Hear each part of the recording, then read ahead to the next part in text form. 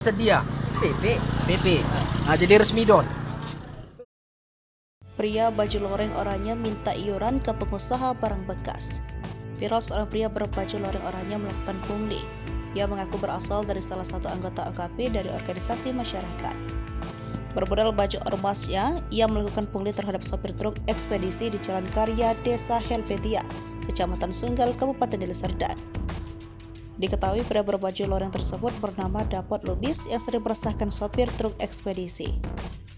Ia kerap melakukan pungutan liar terhadap para sopir yang melintas dengan alasan sebagai uang retribusi. Usai viral, Benny Sagara, pengusaha barang bekas yang merasa dirugikan pun tak tinggal diam. Ia sudah pernah menemukan preman bergigi boneng itu. Sebagai pengusaha, Benny paham bahwa ada istilah uang rokok atau uang minum.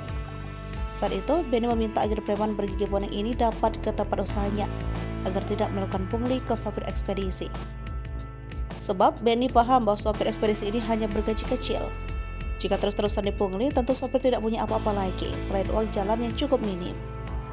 Hingga akhirnya, Depot Lubis pun dijemput unit reskrim Polsek Sunggal dari kawasan Jalan Karya. Anggota OKP yang mengaku dari organisasi masyarakat pemuda Pancasila tersebut diamankan di Polsek Sunggal pada hari Senin 29 Mei 2023 sekitar pukul 7:30 waktu Indonesia bagian Barat. Kadit Reskrim Polsek Sunggal AKP Suyanto Usman melakukan pencarian keberadaan terduga pelaku dan selanjutnya tim mendapatkan pelaku pungli tersebut ada di sekitaran TKP. Dikatakannya pelaku pun langsung diboyong ke Mako Polsek Sunggal guna penyelidikan lebih lanjut.